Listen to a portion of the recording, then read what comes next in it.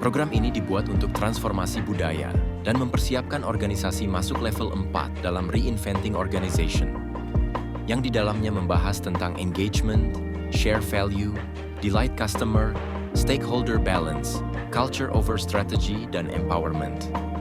Menekankan perubahan mindset dan perilaku untuk tumbuh bersama selaras dengan visi transformasi organisasi. Dengan dasar buku What You Do Is Who You Are oleh Ben Horowitz, program ini akan dijalankan dengan 4 fase. Fase 1 membangun fondasi diri dan budaya yang berorientasi pada tindakan. Fase 2, menginspirasi masa depan dan mendorong inovasi. Fase 3, membangun hubungan kuat dan memperkuat orang lain. Dan fase 4, mengelola budaya dengan integritas dan merayakan keberhasilan. Mengemas teori dalam bentuk cerita agar lebih menarik, menjadi dasar pembelajaran untuk mengubah kultur dan budaya organisasi. Program ini diharapkan akan bisa membentuk agen perubahan yang nantinya akan melakukan proses pembelajaran pada tingkat di bawahnya. Program ini akan dipandu oleh Bapak Gatot Widayanto, Professional Strategy and Change Management Expert bersama Kak Dipi Div, dengan mengadaptasi metode pembelajaran inquiry dan brain power yang tidak hanya lebih menyenangkan, namun mampu menciptakan jiwa pembelajar sejati. Bapak Ibu yang saya hormati dan saya kasihi, semoga semua dalam keadaan sehat siang ini dan senantiasa dalam lindungan Tuhan. Alhamdulillah, puji Tuhan, kita bisa ketemu lagi dan kumpul di sini di agenda fase 1, sesi 1, program Reinventing Organization 4.0 based on book What You Do Is Who You Are.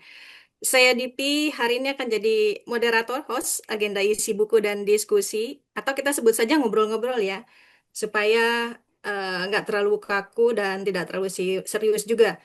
Semoga rangkaian agenda kita semuanya berjalan lancar dan penuh berkah dari Tuhan. Sebelum saya masuk ke bukunya, ini saya mau share screen dan ada kilas balik, bukan kilas balik nih.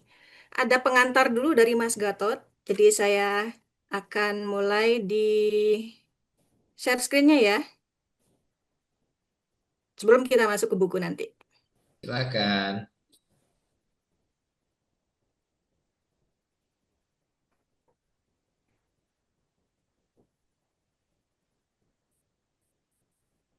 Sudah tampakkah? Sudah. Saya ini kan dulu. Oke, Mas Gatot, silakan. Ya, terima kasih. Bismillahirrahmanirrahim. Assalamualaikum warahmatullahi wabarakatuh. Waalaikumsalam. Ini saya cuman paling lama 3 menit. Jadi sebetulnya transformasi ini sudah kita mulai ya, mulai dari tepatnya Februari 2023. Pada waktu itu kita di Jogja ya, waktu itu melakukan Directors Workshop, yaitu meningkatkan kinerja organisasi, bagaimana caranya dan bagaimana bersinergi. Nah, kemudian dilanjut dengan adanya Peace Leadership Program yang cukup lama, itu dari Juli 2023 sampai dengan Januari 2024. Ya, jadi mungkin walaupun tidak semuanya dari 40 ini mengikuti, tapi paling tidak kita sudah bisa lihat bagaimana dampak dari setiap program yang kita lakukan. Dan terakhir, Kak Dipi dan saya waktu itu ada workshop di MAK Jogja juga, itu di Februari 2025, yaitu bagaimana menciptakan budaya yang berorientasi pada pelanggan, yang tadi sudah diungkapkan Pak Buntoro ya, jadi sebetulnya tidak hanya customer delight, tapi lebih dari itu. Nah, ujung-ujungnya kita sebetulnya ingin perusahaan ini kinerja yang tinggi. Jadi kalau ibaratnya mulai dari caterpillar sampai ke butterfly, butterfly-nya itu langsung terbang gitu ya. Jadi mudah-mudahan MAK benar-benar terbang setelah kita program ini. Silakan diklik aja Kak IDP. Oke, jadi ini ya, jadi program kita ini kelanjutan. Nah, ini semua detailnya sudah ada dan reportnya ada di Bapak Ibu juga atau di top management ya. Masing-masing, di mana di Directors Workshop itu ada 3 hal mengenai mindset, mengenai komunikasi yang saat itu kurang proaktif, kemudian lemahnya komitmen dalam supply chain. Nah, ini semua merupakan hasil workshop kita dan saat itu ada program implementasi 100 hari. Dan alhamdulillah di saat Peace Leadership, beberapa yang menjadi pokok-pokok temuan di dalam director workshop, salah satunya misalnya supply chain menjadi lebih baik gitu ya. Dan inilah di peace leadership itu ada 3 hal juga, di mana di situ ada alignment, kemudian yang kedua adalah capabilities, bagaimana kemampuan inti bisa kita kembangkan, dan yang terakhir bagaimana engagement yang tadi disebut oleh Pak Buntoro, itu perlu kita tingkatkan dengan partisipasi aktif dan keterlibatan langsung. Nah, ujungnya memang ujung-ujungnya adalah ada 33 ya, 33 inspirational leaders yang semuanya saya yakin ada di sini semua. Jadi ada 33 orang, dan terakhir FGD Reinventing Organization ini juga reportnya juga sudah ada di MAK. Ada 3 hal juga, jadi adanya pergeseran mindset yang tadinya mindsetnya masih zona nyaman, sekarang sudah menuju customer gitu ya, customer delight. Dan kemudian yang kedua, waktu itu kita mempraktekkan mengenai buku juga, Rapo bukunya mengenai HERE, yaitu honesty, empati, otonomi, dan reflection. Kalau masih ingat waktu itu kita ada role play antara Pak Ristanta dengan Pak Hernomo ya waktu itu. Jadi kita menekankan pentingnya otonomi di sini. Nah, terakhir adanya komitmen. Jadi ada 44 orang yang agents of change yang waktu itu hadir di dalam sesi di Februari 2025, itu yang sudah membuat satu langkah sebagai agent of change ya. Nah, nanti langkah inilah yang akan kita tagih gitu ya, sudah sejauh mana gitu. Oke, saya rasa itu aja, dan silakan dilanjut ke Kak Dipi karena ini kita akan ngikutin bukunya sekarang. Dalam What You Do Is Who You Are, Ben Horowitz membahas pemahaman inti tentang budaya dalam sebuah organisasi dan mengapa ia lebih dari sekadar slogan atau daftar nilai. Horowitz memulai dengan pengalamannya sendiri sebagai CEO LoudCloud, di mana ia menerima nasihat untuk perhatikan budaya Anda. Budaya adalah hal yang paling penting, tetapi kemudian merasa bingung ketika bertanya apa sebenarnya budaya itu dan bagaimana ia dapat memengaruhinya. Horowitz juga menemukan bahwa upayanya untuk memimpin dengan teladan tidak berhasil seiring pertumbuhan perusahaan, menyebabkan budaya yang tidak disengaja dan bermasalah, seperti kebohongan seorang manajer pemasaran Thornton yang selalu berbohong meskipun terlihat hebat dalam storytelling. Horowitz mendefinisikan budaya sebagai bagaimana perusahaan membuat keputusan saat Anda tidak ada. Serangkaian asumsi yang digunakan karyawan untuk menyelesaikan masalah sehari-hari, dan bagaimana mereka berperilaku ketika tidak ada yang melihat. Ia menekankan bahwa jika budaya tidak ditetapkan secara metodis, sebagian besar akan menjadi tidak disengaja dan kesalahan. Ia mengilustrasikan kompleksitas budaya dengan kisah Shaka Senghor di penjara, di mana bahkan tindakan sekecil mencuri sikat gigi bisa memiliki implikasi budaya yang besar tentang keselamatan dan otoritas. Horowitz menjelaskan bahwa budaya yang tepat sangat bergantung pada tujuan dan strategi perusahaan, seperti budaya berhemat yang vital bagi startup tetapi tidak bagi Google, atau fokus Apple pada desain dibandingkan dengan fokus Amazon pada biaya rendah. Budaya tidak statis. Ia harus terus berubah seiring dengan pergeseran kondisi bisnis dan evolusi strategi. Buku ini terbagi menjadi 2 bagian. 7 bab pertama membahas model sejarah dan penerapan modern dari teknik budaya mereka. Horowitz mendorong pembaca untuk mempertimbangkan bagaimana Louverture dan Genghis Khan melihat budaya, alat yang mereka gunakan, dan bagaimana perspektif di luar diri sendiri bisa sangat relevan. Bagian kedua buku ini membahas bagaimana memahami kepribadian dan strategi perusahaan untuk membangun budaya yang dibutuhkan untuk sukses. Horowitz menekankan bahwa budaya hanya berfungsi jika pemimpin secara terlihat berpartisipasi dan secara vokal memperjuangkannya. Budaya dapat berkonflik dengan diri sendiri atau prioritas bisnis dan prinsip-prinsip penting yang mungkin berlaku untuk setiap budaya. Horowitz memperingatkan bahwa budaya yang hebat tidak menjamin perusahaan yang hebat. Jika produk tidak unggul atau pasar tidak menginginkannya, perusahaan akan gagal, tidak peduli seberapa baik budayanya. Analogi atlet profesional. Nutrisi dan pelatihan yang hebat membuat setiap atlet lebih baik, tetapi tidak menjamin kualifikasi olimpiade tanpa bakat. Budaya sangat penting, karena karyawan akan selalu mengingat bagaimana rasanya bekerja di sana dan orang seperti apa mereka menjadi hasilnya. Buku ini bukanlah kumpulan teknik komprehensif untuk menciptakan budaya yang sempurna, karena tidak ada satupun yang ideal. Tesis utamanya, siapa Anda bukanlah nilai-nilai yang Anda cantumkan di dinding, bukan apa yang Anda katakan di pertemuan umum, bukan kampanye pemasaran Anda, bahkan bukan apa yang Anda yakini. Apa yang Anda lakukan adalah siapa Anda. Tujuannya untuk membantu kita melakukan hal-hal yang penting dilakukan agar menjadi diri yang diinginkan.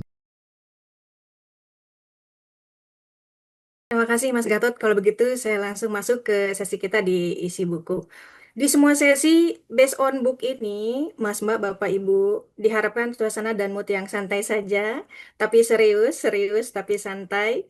Hidup sudah sulit, jangan ditambah-tambah lagi dengan kesulitan yang tidak perlu. Perbanyak senyum, bernapas pelan, tenang, dan jernihkan pikiran. Hari ini kita akan bergembira bersama. Bapak Ibu, sesi ini akan saya bawakan dengan gaya bercerita. Anggap saja Bapak Ibu sedang mendengarkan sebuah siaran radio kalau zaman dulu. Kalau sekarang itu podcast ya. Podcast kalau zaman sekarang. Dipersilakan untuk, sekali lagi, santai tapi serius, menyimak boleh sambil minum atau menikmati cemilan, tidak masalah. Yang penting pertahankan fokus dari awal hingga akhir. Pastikan posisi Anda semua sudah nyaman di tempat masing-masing. Dimohon untuk memperhatikan slide dan menyimak dengan seksama. Selamat datang di dunia buku-buku yang asik dan seru. Saya Dipi. Saya mengudara dari kota Bandung dengan frekuensi 111. Mengapa satu? Karena hanya kamu satu-satunya di hatiku. Tetap bersama saya selama 20 sampai 30 menit ke depan di sesi introduction buku What You Do Is Who You Are. Reminder, kita saat ini Bapak Ibu akan memasuki fase 1 dari program Reinventing Organization based on book. Fase 1, membangun fondasi diri dan budaya yang berorientasi pada tindakan. Fase pertama ini bertujuan membantu kita memahami bahwa kepemimpinan dimulai dari diri sendiri. Dan bahwa budaya organisasi adalah cerminan dari tindakan, bukan hanya perkataan atau nilai-nilai yang tertulis. Kita akan memahami mengapa metode memimpin dengan contoh saja itu tidak cukup saat organisasi nanti berkembang, dan mengapa budaya yang kalau tidak diatur secara metodis, ini cenderung akan menjadi tidak disengaja atau bahkan salah. Saya perkenalkan dulu bukunya, What You Do Is Who You Are, apa yang Anda lakukan itulah diri Anda, How Top Leader Create a Winning Culture, bagaimana pemimpin puncak menciptakan budaya kemenangan. Ditulis oleh Ben Horowitz, penerbit Harper, 2025, 288 halaman, ditulis semua dalam bahasa Inggris. Nah, ini Ben Horowitz, penulis buku What You Do Is Who You Are. Dia ini adalah salah satu pendiri dan mitra umum Andreessen Horowitz, perusahaan modal ventura yang berbasis di Silicon Valley yang berinvestasi pada para wirausahawan perusahaan teknologi termuka. Termasuk diantaranya, saya yakin sudah pada familiar, ada Airbnb, Facebook, Pinterest, ya, dan juga Twitter. Sebelumnya, Ben Horowitz ini adalah salah satu pendiri dan CEO Opsware, dulu namanya Cloud, yang kemudian diakuisisi oleh Hewlett Packard senilai 1,6 miliar dolar tahun 2007. Ben Horowitz ini, Mas Mbak, Bapak Ibu, ini tokoh yang sudah jadi sorotan di banyak media terkemuka kelas internasional. Familiar sekali, saya yakin Bapak Ibu juga, Wall Street Journal, New York Times, New Yorker, Fortune, Economist, Bloomberg Business, dan masih banyak lagi. Nah, ini saya mulai cerita. Jadi ketika pertama kali mendirikan sebuah perusahaan bernama Load Cloud ini, Ben Horowitz ini meminta nasihat pada CEO dan pemimpin industri. Dan mereka semua berkata, Ben, perhatikan budaya perusahaanmu. Budaya itu adalah hal yang paling penting. Namun ketika Ben Horowitz bertanya kembali ke para pemimpin ini, apa sebenarnya budaya itu? Dan bagaimana saya bisa membangun budaya perusahaan saya? Jawaban mereka menjadi sangat samar dan tidak jelas. Ben Horowitz kemudian menghabiskan 18 tahun berikutnya mencoba memahami ini. Apakah budaya itu nilai-nilai perusahaan? Oh, bukan. Itu nilai-nilai perusahaan itu adalah aspirasi. Kalau begitu, apakah budaya perusahaan itu kepribadian dan prioritas CEO? Ya, itu memang ikut membantu membentuk budaya, tapi jauh dari budaya itu sendiri. Ketika Ben Horowitz menjabat sebagai CEO Load Cloud, dia mengira budaya perusahaan akan secara alami mencerminkan nilai-nilai, perilaku, dan kepribadiannya. Karena itu, dia fokus sepenuhnya pada prinsip memimpin dengan memberi contoh. Tapi saat perusahaannya kemudian tumbuh dan semakin beragam, Bapak Ibu, metode tersebut ternyata tidak mampu berkembang seiring pertumbuhan organisasi. Budaya perusahaan pun berubah jadi campur aduk dari berbagai budaya lokal yang berkembang di bawah masing-masing manajer. Dan sebagian besar terbentuk tanpa arah yang disengaja. Beberapa manajer dikenal suka berteriak, menakut-nakuti timnya. Ada juga yang jarang memberikan umpan balik atau feedback ya. Dan ada pula yang bahkan tidak peduli membalas kontak. Hasilnya situasi jadi kacau dan tidak terkendali.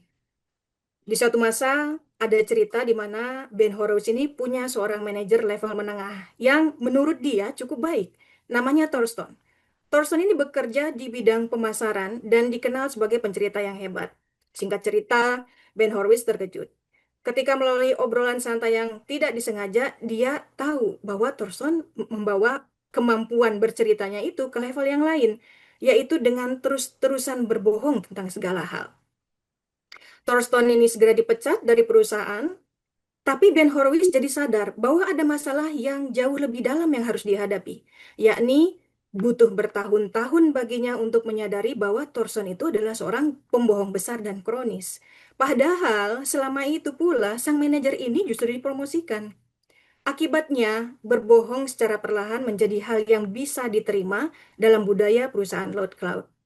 Dari kejadian Thorsten ini ada pelajaran. Tidak penting bahwa Ben Horowitz sebagai CEO sendiri itu tidak pernah mendukung kebohongan itu. Faktanya, Thorsten lulus begitu saja membuat perilaku tersebut terlihat bisa diterima oleh semua orang yang ada di perusahaan. Lalu bagaimana caranya untuk membalikan pelajaran yang keliru ini dan memulihkan budaya perusahaan? Nah, saat itu Bapak Ibu, Ben Horowitz sama sekali tidak tahu harus mulai dari mana.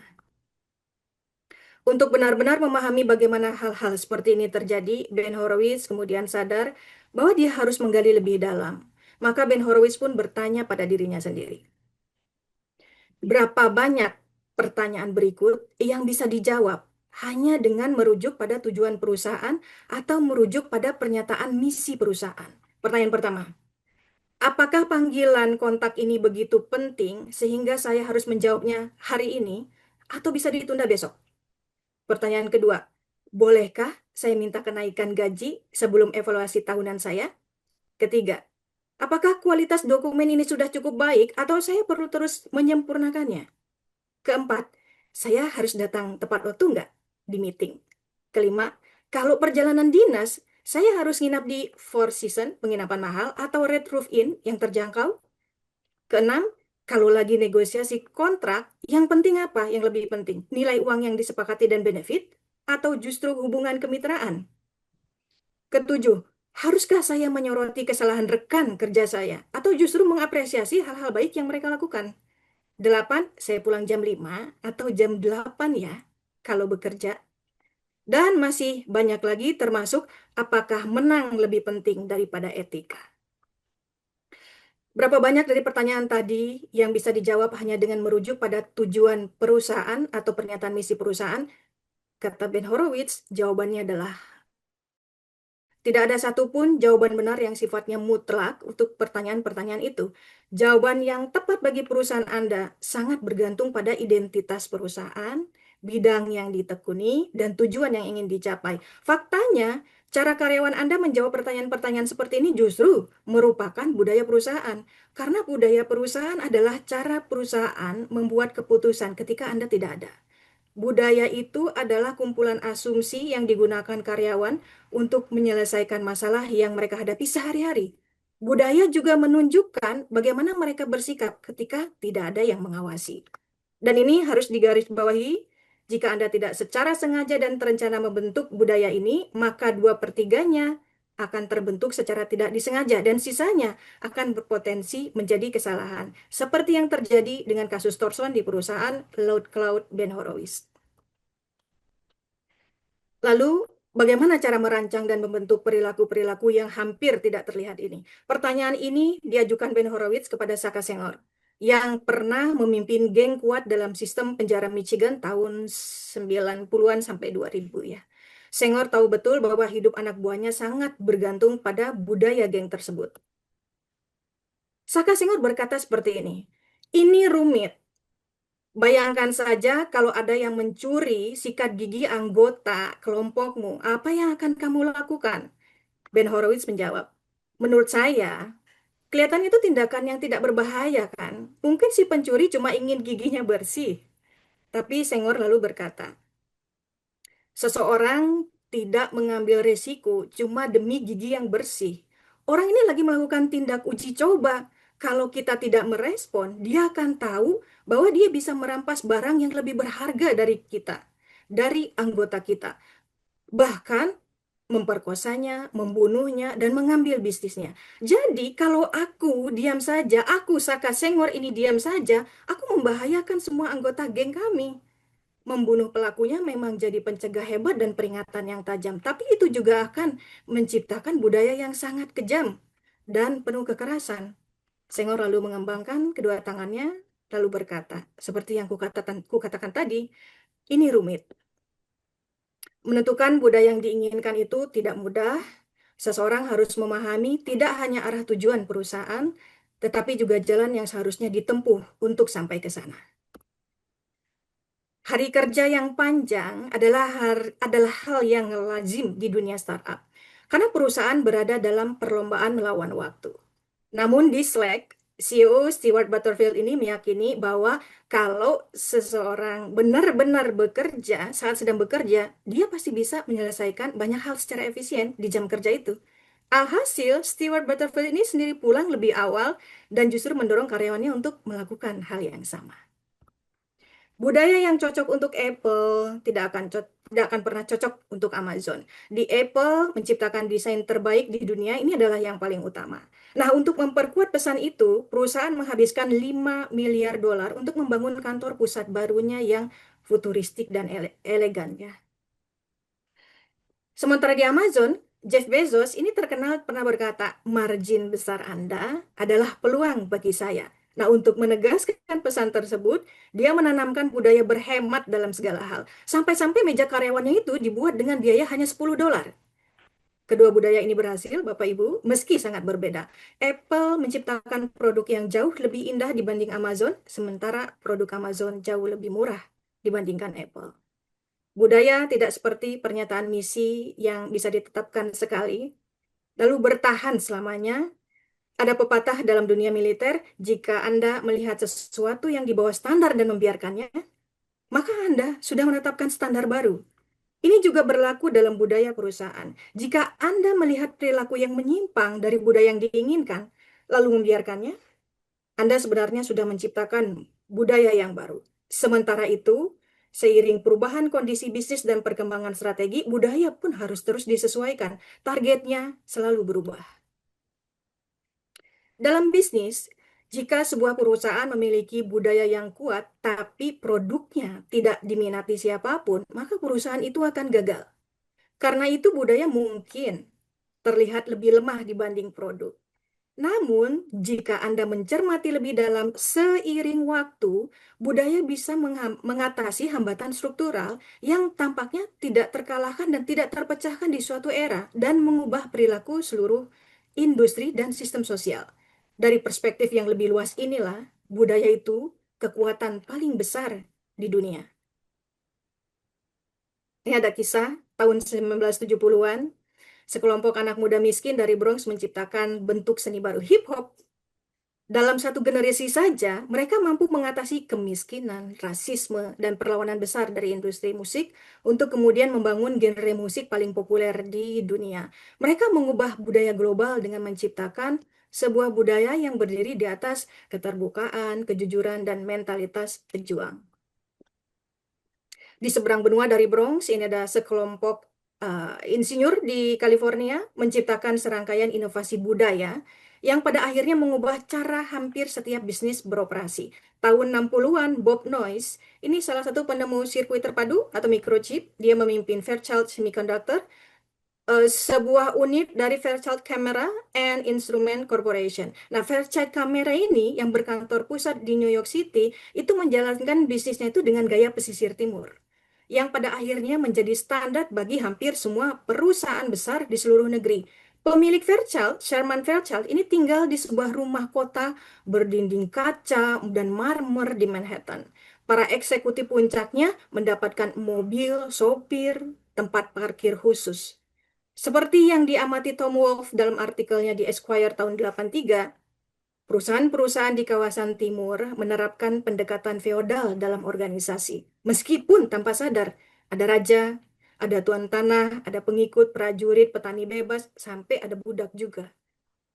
Bob Noyce tidak percaya bahwa hierarki semacam ini masuk akal. No, apalagi ketika justru para insinyurnya lah, yang ibarat petani bebas itu, yang justru menciptakan produk dan menggerakkan bisnis. Karena itu, Fairchild Semiconductor menjalankan cara yang berbeda. Semua orang diharapkan sudah masuk kerja pukul 8 pagi. Siapapun yang datang lebih awal ini berhak mendapatkan tempat parkir terbaik. Gedung perusahaan di San Jose itu berupa gedung yang diisi deretan bilik-bilik kerja dan tidak ada satupun yang mengenakan setelan jas.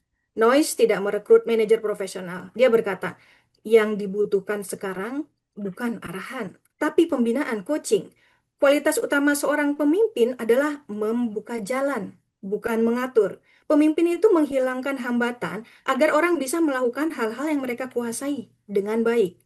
Pendekatan ini, Bapak Ibu, menciptakan budaya baru, budaya pemberdayaan empowerment.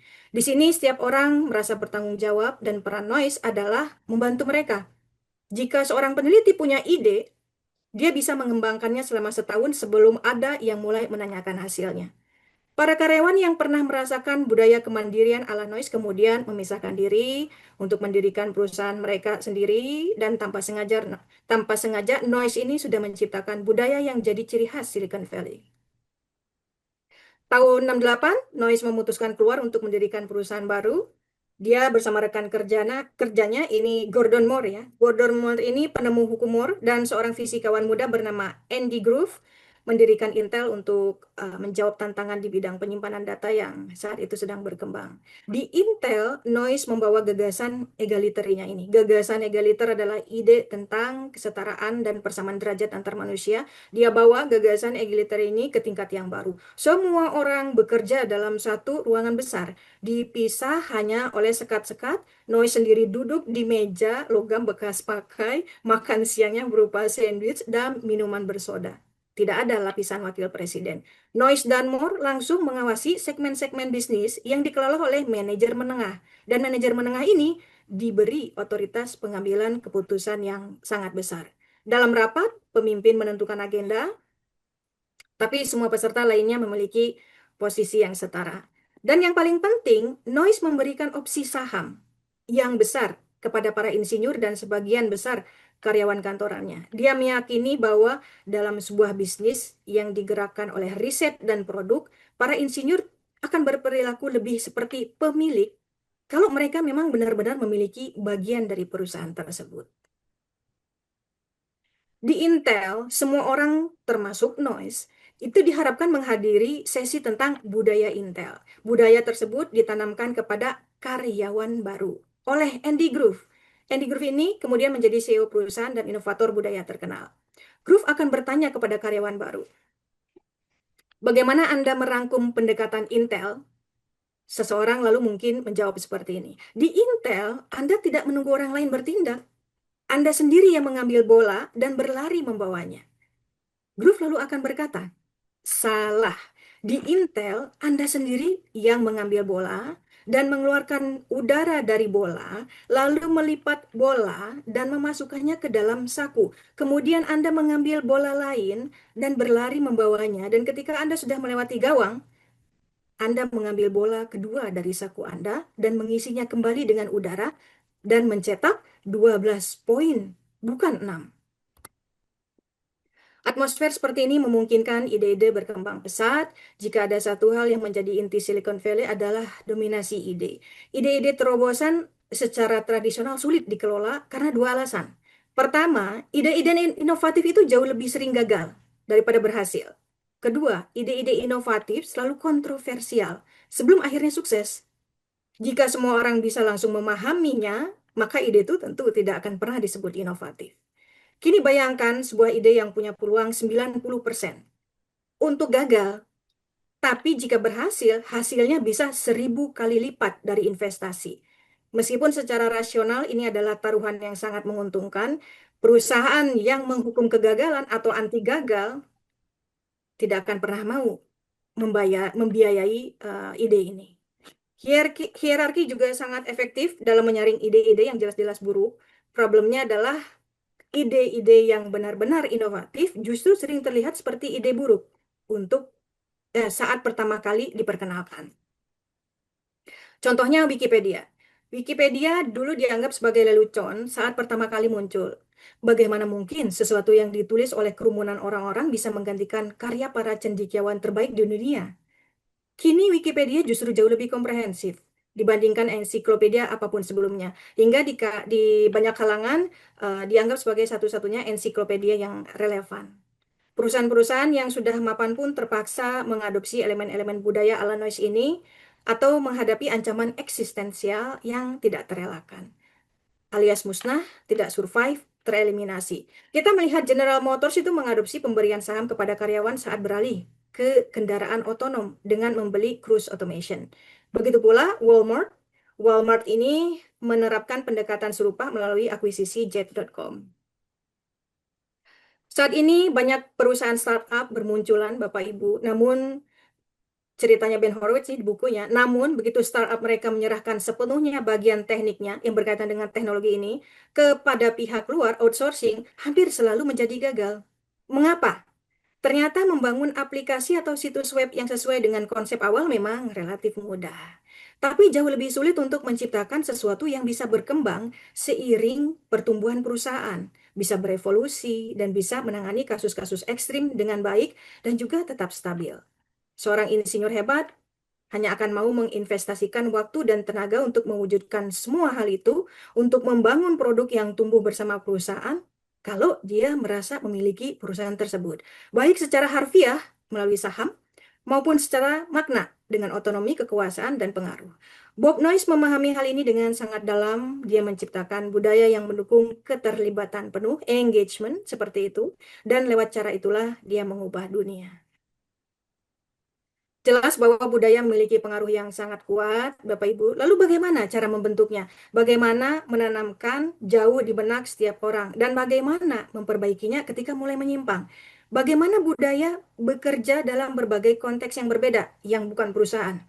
Apa yang membuatnya bertahan tidak hanya beberapa tahun saja, tapi jauh lebih lama? Ben Horowitz memilih 4 figur ini, Bapak Ibu, Mas Mbak. Memilih 4 figur khusus sebagai modelnya. Salah satunya masih hidup. Ben Horowitz tidak mencari contoh budaya yang sempurna atau ideal. Beberapa dari model tersebut bahkan menciptakan budaya yang sangat keras atau bermasalah secara moral. Tapi mereka ini adalah orang-orang yang luar biasa efektif dalam mewujudkan budaya seperti yang mereka inginkan. Setiap model ini juga memicu pertanyaan-pertanyaan besar dalam benaknya. Mengapa sepanjang sejarah manusia hanya pernah terjadi satu pemberontakan budak yang benar-benar berhasil? Dan bagaimana Tousa Louverture itu dari Haiti berhasil memprogram ulang budaya perbudakan untuk mengatur pemberontakan tersebut. Yang kedua ada samurai. Bagaimana Bushido, kode etik para samurai, memungkinkan kelas prajurit ini memerintah Jepang selama 700 tahun dan membentuk budaya Jepang modern. Nilai-nilai budaya seperti apa yang memberi mereka kekuatan? Para samurai menyebutnya prinsip-prinsip mereka sebagai virtues, kebajikan, bukan sekadar nilai, values. Karena kebajikan adalah sesuatu yang diamalkan, dilakukan, sementara nilai hanyalah apa yang dipercayai. Lalu bagaimana tepatnya para samurai memfokuskan budaya mereka pada tindakan nyata? Ketiga ada Genghis Khan. Bagaimana Genghis Khan membangun kerajaan terbesar di dunia? Dia mampu menciptakan sistem meritokrasi, sistem politik, sosial, atau ekonomi yang inovatif dan inklusif, menerima keberagaman, keadilan, dan saling menghormati. Sistem meritokrasi yang memungkinkannya terus tumbuh dan berkembang, sementara musuh-musuh dia itu hanya diam. Keempat ada Saka Senghor. Bagaimana Saka Senghor yang dihukum 19 tahun di penjara Michigan karena pembunuhan mampu menjadikan gengnya itu di penjara sebagai kelompok paling solid dan paling ditakuti di halaman penjara, ya, di penjara sana. Lalu kemudian mengubahnya menjadi sesuatu yang sama sekali berbeda. Bagaimana budaya menjadikannya seorang pembunuh, bagaimana dia bisa bangkit dan menguasai budaya itu, bagaimana dia mengubah sekelompok buangan jadi tim yang utuh dan saling mendukung, dan akhirnya bagaimana dia menyadari hal-hal yang tidak disukainya dari sistem yang dia pimpin, lalu melalui perubahan dirinya sendiri, mengubah seluruh budaya penjara itu. Perusahaan seperti halnya geng, tentara, bangsa adalah organisasi besar yang bangkit dan runtuh karena perilaku-perilaku kecil sehari-hari dan manusia yang menjadi bagian di dalamnya. Namun, menentukan apakah akar kesuksesan sebuah perusahaan terletak pada budayanya atau pada faktor lain itu tentu tidaklah mudah. Banyak perusahaan yang sangat sukses, Bapak Ibu, tapi memiliki budaya yang lemah, tidak konsisten, bahkan toksik, meracuni. Namun karena produk perusahaan ini banyak yang membeli, kesuksesan yang dilihat dari angka penjualan yang luar biasa ini bisa menutupi lingkungan kerja yang buruk. Setidaknya, kalau kata Ben Horowitz, setidaknya untuk sementara waktu. Menciptakan budaya jauh lebih kompleks daripada sekadar berusaha membuat orang-orang di sekitar Anda berperilaku seperti yang Anda inginkan saat tidak ada yang mengawasi. Ingatlah bahwa karyawan Anda sangat beragam. Agar mereka bisa menjadi seperti yang Anda harapkan, Anda terlebih dahulu harus benar-benar melihat mereka seperti apa adanya. Begitu kata Ben Horowitz. Topik-topik tentang memahami kepribadian diri dan penyelarasan dengan perusahaan, nanti untuk membangun budaya, kasus-kasus ekstrim ketika membangun budaya, beberapa unsur yang kemungkinan besar perlu ada di setiap budaya, dan daftar periksa checklistan, prinsip-prinsip penting yang tidak boleh diabaikan, semua akan kita bahas pelan-pelan Bapak Ibu, dan satu persatu di pertemuan-pertemuan kita selanjutnya, 20 kali di Based on Book ini ya. Jika produk Anda tidak unggul atau pasar tidak menginginkannya, perusahaan Anda akan gagal, sebaik apapun budayanya. Kalau begitu, jika budaya yang hebat saja tidak menjamin kesuksesan, lalu mengapa repot-repot membangunnya? Alasannya adalah karena begini. Pada akhirnya, orang-orang yang bekerja untuk Anda tidak akan mengingat siaran pers, ya, media lain sebagainya tentang perusahaan, atau bahkan penghargaan yang pernah diraih. Mereka akan lupa naik turunnya angka-angka penjualan dan pendapatan. Mereka bahkan mungkin lama-lama samar juga ingatannya tentang produk yang pernah dibuat. Tapi mereka tidak akan pernah lupa rasanya bekerja di perusahaan atau menjadi pekerja seperti apa mereka selama di sana. Karakter dan etos perusahaan lah yang akan selalu melekat pada mereka. Itulah yang akan menjadi lem yang menyatukan mereka saat segala sesuatunya berantakan.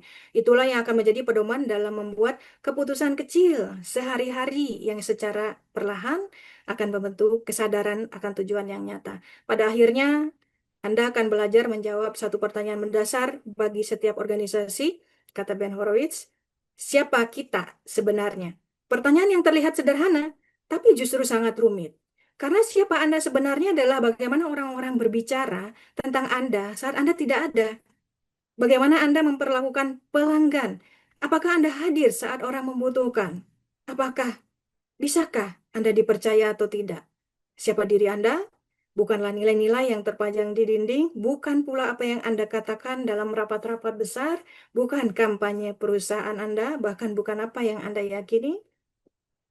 Yang Anda lakukan yang menentukan siapa Anda, apa yang Anda lakukan menunjukkan jati diri Anda. Buku ini yang sedang kita bahas dalam pertemuan-pertemuan juga sampai akhir, besar harapan dan Ben Horowitz akan membantu Anda melakukan hal-hal yang memang perlu dilakukan agar Anda bisa menjadi sosok yang ingin Anda wujudkan. Baik, saya langsung stop share. Itulah tadi introduction dari buku ini. Mudah-mudahan mudah dipahami dan diikuti. Bagaimana rasanya? Rasanya kayak didongengin nenek, tapi dengan topik yang Mudah-mudahan sangat tidak menarik. tertidur. Kita punya banyak cerita menarik ya tadi. Mulai dari ada Stewart ya, Stewart Butterfield, ada Intel, ada macam-macam.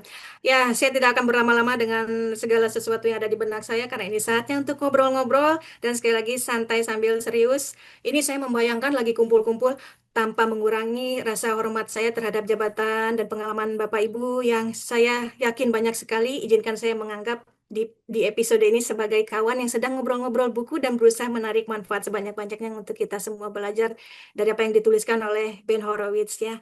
Sambil makan soto kayaknya lebih enak. Kita waktu di Jogja makan soto enak banget, 2 mangkok. Pak Ali, 2 mangkok diungkit terus ya. Ya, kita punya 3 pertanyaan pemantik, tapi kalaupun ada di luar itu boleh selama masih di ranahnya. Nanti akan saya ketik juga mungkin di komentar agar bisa dilihat ulang ya. Pertanyaan kunci kita untuk ngobrol-ngobrol ini, jangan sebut diskusi terlalu serius.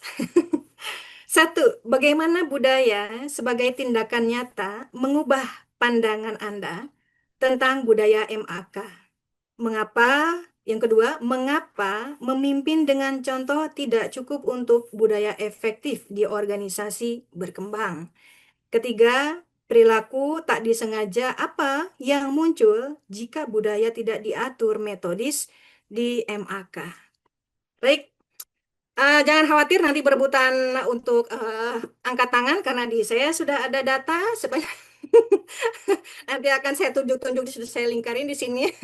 Tapi untuk awal-awal, Mas Gatot, sebelum masuk ke ngobrol-ngobrolnya, Mas Gatot barangkali ada yang mau ditambahkan dulu, baru kemudian kita mulai. Silakan, Mas. Sorry sebentar Mbak Dipi, itu ada Ya. tangan tuh, ada yang sudah mau ngomong. Wah, Ya, Ya, Bu Etna tuh. Bu Etna, silakan. bagaimana cutinya? Waduh, saya mengucapkan terima kasih dan Pak Bun dulu. Pak Mas Budia sudah mengizinkan saya untuk mengikuti training Pak Gatot. Senang sekali bertemu Pak Gatot dan Mbak Dipi. Sudah lama Pak Gatot setelah Arab Health bertemu Pak Gatot lagi. Senang sekali saya dapat mengikuti topik dengan buku ini, Ben Horowitz, terutama membicarakan mengenai budaya. Ini karena saya ada di marketing ekspor ya, sehingga memahami budaya itu sangat penting. Ini dan saya juga belajar di ranah budaya interculture. Jadi menurut saya di suatu perusahaan itu tidak hanya satu budaya tapi multiculture ya.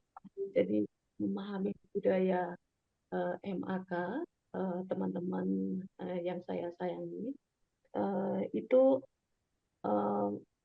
tidak hanya internal, tapi juga karena MAK ekspor, maka teman-teman MAK juga mesti memahami budaya yang ada di customer ekspor MAK. Sedikit aja saya memohon waktu, contoh ya yang sudah saya kira karena kita sudah mempunyai pengalaman dari sejak 2013 ya.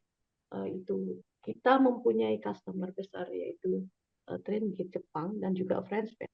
Maka budaya MAK dari sama sekali tidak awal pertama TRG ya, TRG 32 itu kita tidak memahami bagaimana ternyata orang Jepang itu seperti apa budayanya. Nah, teman-teman MAK akhirnya termasuk saya sebagai Trendgate itu harus memahami budaya Jepang, di mana apa namanya, kesetiaan, komitmen, komunikasi yang efektif dan cepat, kemudian perhatian secara detail, kerjasama tim, etika, kesopanan, ya orang Jepang kan sangat menghargai, apalagi dengan senioritas, kemudian berorientasi pada hubungan, membangun hubungan dengan kepercayaan dan lain-lain. Selain pasti ya, kualitas dan sebagainya itu sebagai syarat utama. Jadi di sini saya hanya menanggapi dari apa yang tadi Pak diutarakan ya, bahwa saya setuju sekali bahwa budaya itu sangat penting, terutama untuk kemajuan ekspor. Demikian, terima kasih. Terima kasih Bu Etna. Ini suatu perspektif yang khusus ya, rekan-rekan semua dan Mas Gatot, bahwa memang MAK itu bukan hanya terbatas pada yang di Indonesia saja. Bagi tim-tim ekspor di luar sana harus mempertimbangkan multi culture, berhadapan dengan klien-klien yang tentu unik-unik. Kalau misalnya mau dibahas lebih lanjut itu bakal lebar juga. Baik, ada yang mau menimpali dulu merespon dari Bu Etna atau juga berkaitan dengan tadi di 3 pertanyaan kunci? Silakan. Ada yang angkat tangan lagi? Pak Ali kayaknya nggak sabar nih. Pak Ali? Ya, Ditembakkan. saya sebentar jadi kompor dulu, Kak Divi. Ya, siap. Teman-teman yang lain, silakan dibuka ini sesi ngobrolnya. Sebelum Pak Gatot sudah nggak sabar juga tuh, kayaknya udah mau ngasih insight-insight baru mungkin. Monggo, monggo.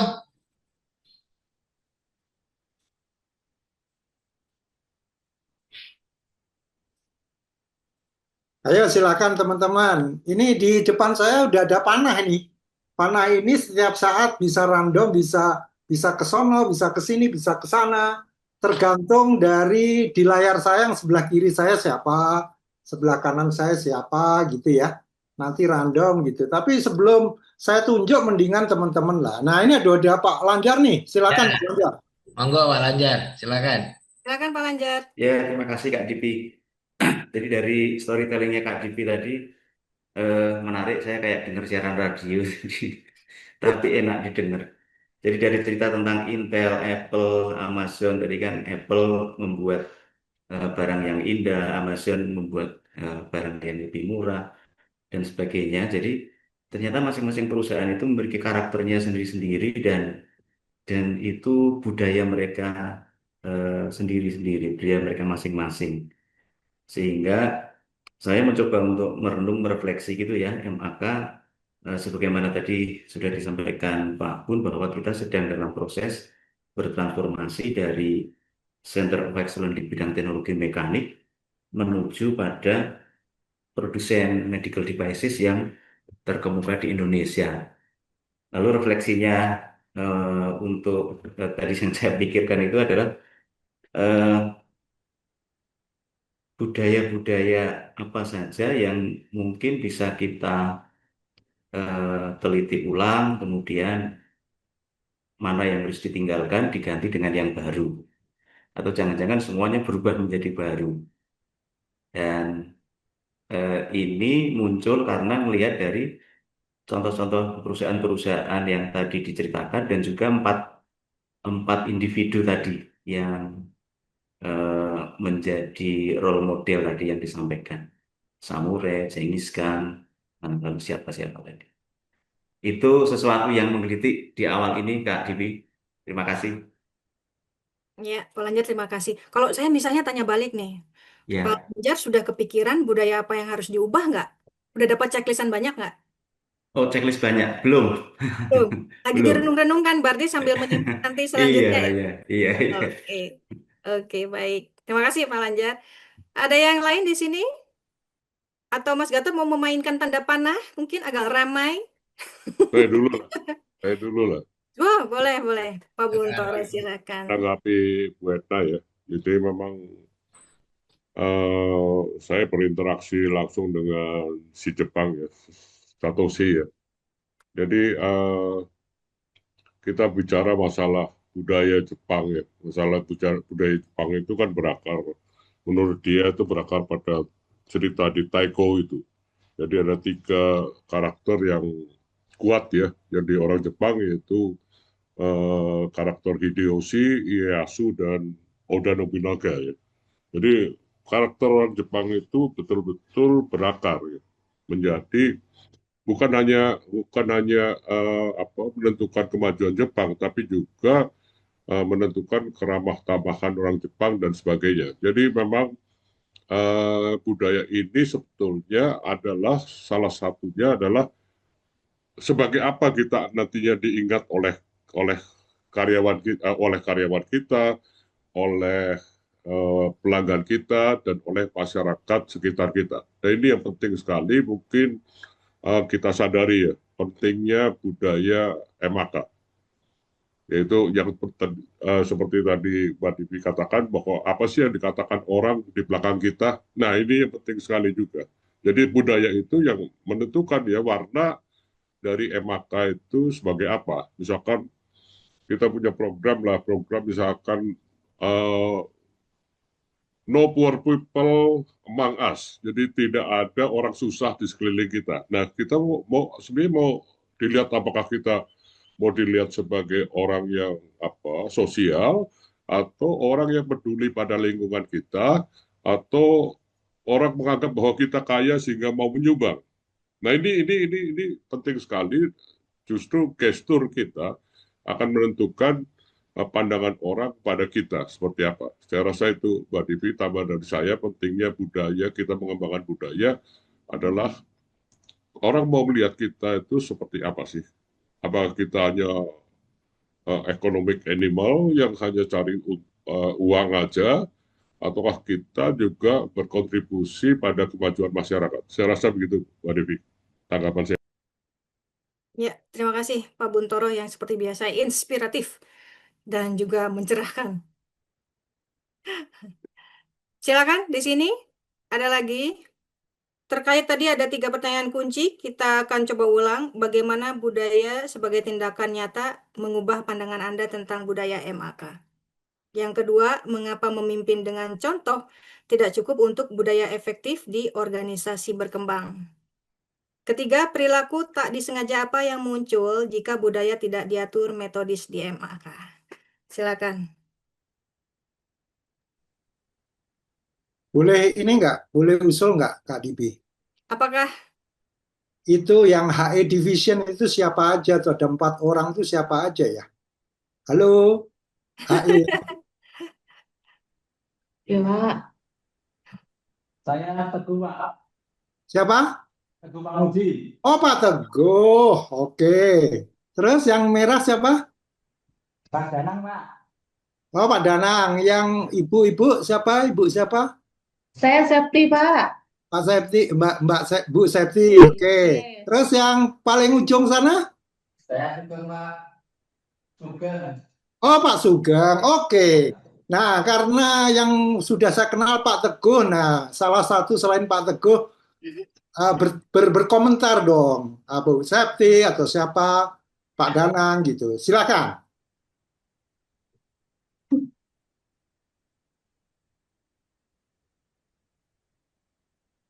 Saya tunjuk aja ya, Bu Septi. Kalau dari kami, saya Pak menanggapi dari Mbak Divi tadi, Pak, betul memang budaya itu memang sangat-sangat penting untuk pertama untuk pribadi kita, kemudian untuk lingkungan, terutama juga untuk perusahaan.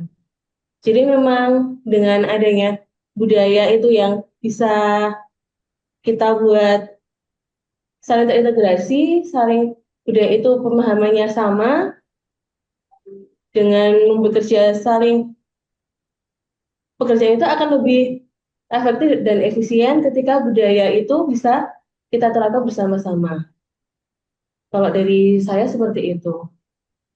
Jadi memang betul-betul budaya itu sesuatu yang habit, kebiasaan, yang ketika itu kita akan lakukan sehari-hari, itu akan lebih enak, lebih mudah. Memang untuk awalnya agak susah ya Pak Gatot ya, Mbak Divi ya, ketika ada budaya baru. Oke, pertanyaan lanjutannya adalah di MAK, Mbak Septi, menurut Anda budaya yang harus ditinggalkan apa? Maksudnya sekarang masih berlaku tapi harus ditinggalkan. budaya yang harus ditinggalkan.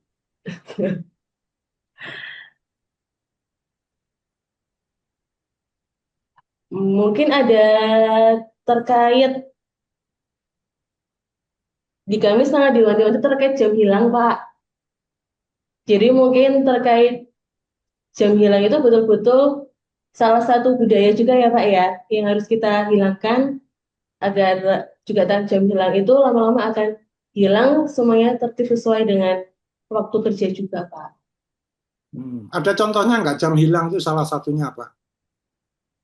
Ada Mungkin perilaku kurang baik apa yang jam hilang itu masih ada di MAK? mungkin ketika jam masuk kerja, setiap hari kan kita ada briefing, Pak, ada menyiapkan Indonesia Raya bersama-sama, dan juga mendengarkan visi MK. Di situ mungkin ada juga yang jam 7 memang sudah sampai di pabrik, tapi belum sampai ruangan. Mungkin di situ masih ada sedikit jam hilang juga karena perlu berjalan juga atau menuju ruangan. Ya walaupun sebetulnya tidak terlambat, Pak. Tetapi untuk mengikuti briefing bersama itu masih ada keterlambatan. Contohnya seperti itu, Pak, untuk di pagi harinya, untuk mulai bekerja. Oke. Oke, terima kasih ya Mbak Septi. Ardi, ya betul. Silakan, Pak Ardi, betul tadi? Sepertinya angkat tangan kah? Oke, ini jaringan saya terputus, saya pakai handphone gitu. Siap. Pak Gatot, Yeah. budaya yang harus ditinggalkan adalah komunikasi batin. Komunikasi yang berdiam diri gitu. Teman-teman tolong bicara apapun itu karena tidak ada yang salah atas apa yang Anda katakan, karena ini adalah obrolan yang mudah-mudahan menjadi budaya baru kita gitu. Tidak mungkin saya memberikan door prize pada Ali. Ya, jadi tolong menjawab Pak Gatot, budaya yang harus ditinggalkan adalah komunikasi dalam hati. Ayo bicara apapun itu, dan ini adalah momentum untuk bisa bicara apapun itu. Pasti tidak meninggalkan topik kita, yaitu tentang perubahan. Saya kira itu, terima kasih. Ya. Terima kasih Ya. Pak Ardi. Terima kasih Pak Adi. Nah, ini sebetulnya Kak Dipi tadi udah menjelaskan ya dengan sangat baik bahwa kata Ben Horowitz gitu justru definisi budaya itu adalah bagaimana Anda, kita semua yang ada di ruangan ini ya, membuat keputusan ketika tidak ada atasan kita. Nah, kira-kira kan itu. Nah, kira-kira kita ini berada di mana sih gitu. Sebelum ke PT Mari ya, ada yang mau jawab nggak? Kita sebetulnya berada di mana sih? Kita udah siap nggak bahwa saya sebagai seorang Gotando Hatarta gitu, saya sebagai seorang Fitri, saya sebagai seorang Mini gitu ya, saya bisa mengambil keputusan walaupun tidak ada atasan saya. Kalau saya Mini nggak ada Pak Tommy, nggak ada Pak Buntoro gitu ya. Gimana? Jujur aja, kita sudah bisa nggak membuat keputusan nggak tanpa ada rasa takut gitu, karena kita bertanggung jawab. Wah, ini dengan segala macam resikonya saya mutusin, saya akan bayar vendor ini karena saya tanggung jawab gitu. Terus besoknya ditanyain gitu, saya bisa tanggung jawab gitu. Gimana? Siapa yang mau jawab? Ayo. Ini ada yang angkat tangan ada 3 ini, Mas Gatot. Ada Ya, PT Sri, ada ada Sri, Ibu Sri.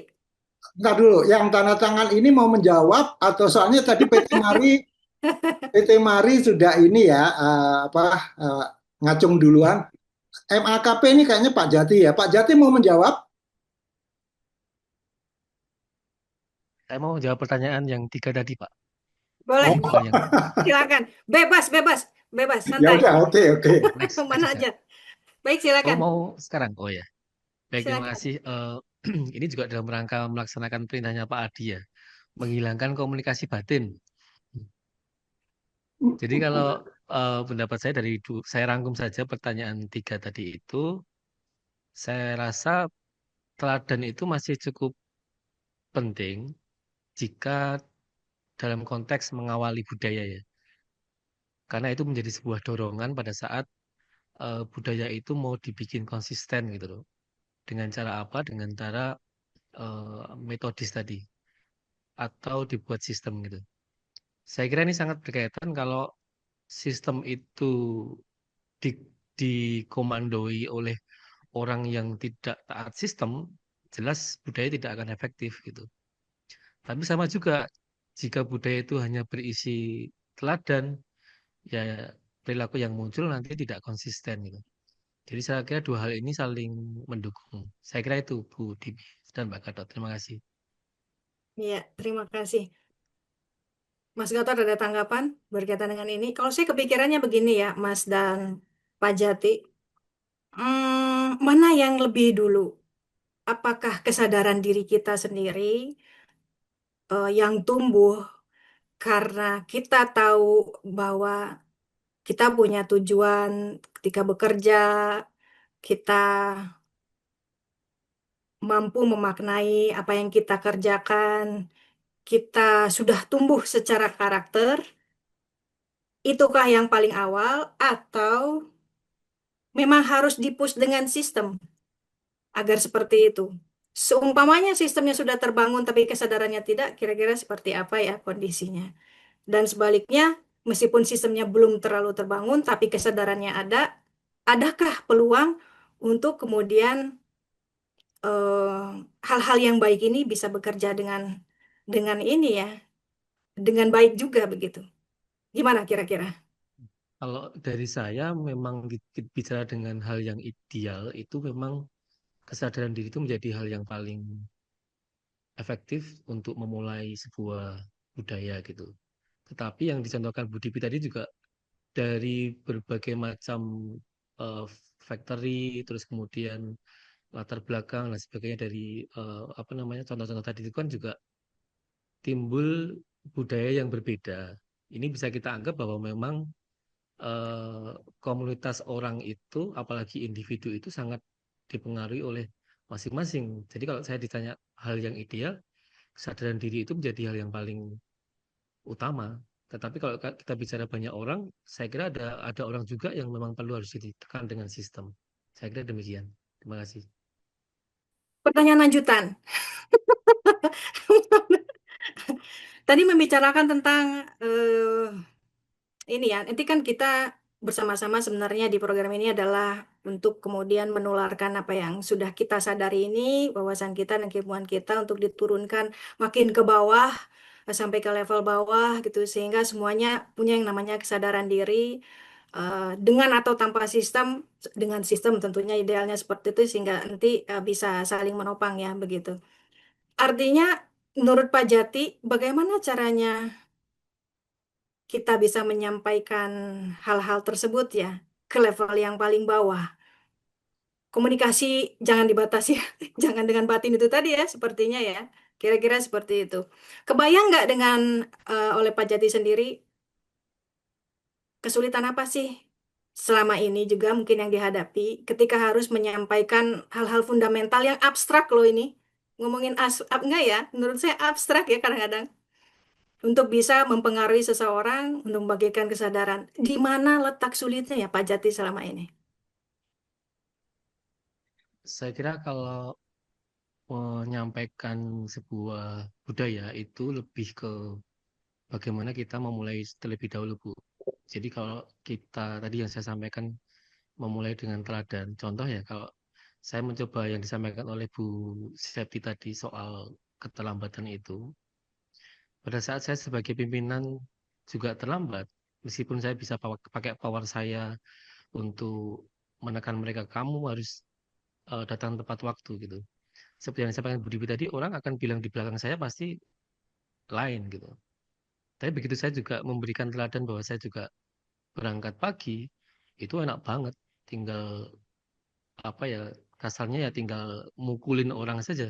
Semua orang akan ikut gitu. Saya kira teladan itu masih cukup penting buat saya kalau untuk sebuah budaya. Saya kira itu Bu. Terima kasih. Ya, nanti akan bisa kita kembangkan selanjutnya ya. Selanjutnya di sini Pak Gatot, Mas Gatot, Ya. kita kemana? Oke, kita karena tadi ada PT Mari ini kalau nggak Pak Pur sama atau Pak Sambodo ya, silakan. Atau nanti Bu Mini juga setelah ini. Oh Pak Pur, monggo Pak. Terima kasih Pak Gatot. Jadi di sini saya bersama dengan CXM Pak, karena di jaringan di mati memang baru trouble. Saya pakai tethering HP saya. Jadi saya ingin sedikit berdiskusi tentang bahwa budaya tidak bisa dibangun hanya dengan memimpin dengan contoh gitu. Nyambung juga dengan yang disampaikan Pak Jati dan Bu Septi tadi begini Pak. eh yang saya rasakan ya, kadang-kadang itu memang saya merasa bahwa terjadi perbedaan antara generasi yang old, termasuk saya ini Pak, dengan generasi-generasi yang generasi-generasi Z begitu Pak. Budaya yang ingin saya sampaikan di sini adalah budaya tentang disiplin waktu Pak, disiplin waktu. Eh, dari pengalaman saya gitu ya Pak, saya mencoba melihat pengalaman saya dulu ketika bersekolah dan kuliah itu, ketika kita telat 1 menit, kita harus mengganti 1 jam, Pak. Jadi misalnya katakanlah absen itu ya harusnya paling telat jam 7.00, begitu kita absen jam 7.01, nanti kita diminta mengganti jam itu sebanyak 1 jam. Dan itu menjadi budaya yang baik buat saya. Jadi selama dari STM sampai ADMI itu, namanya terlambat itu kita pertama tidak berani Pak, karena begitu telat 1 menit kan kita harus mengganti 1 jam. Dan itu terus berlangsung sampai saya bekerja di MAK begini, MAK ini. Jadi rutin dari misalnya dari 27 tahun yang lalu gitu ya Pak. Rutin misalnya saya bangun jam 4, jam 5 itu sudah harus berangkat dari rumah sampai kantor jam 6. Terus buka gerbang kerja gitu Pak.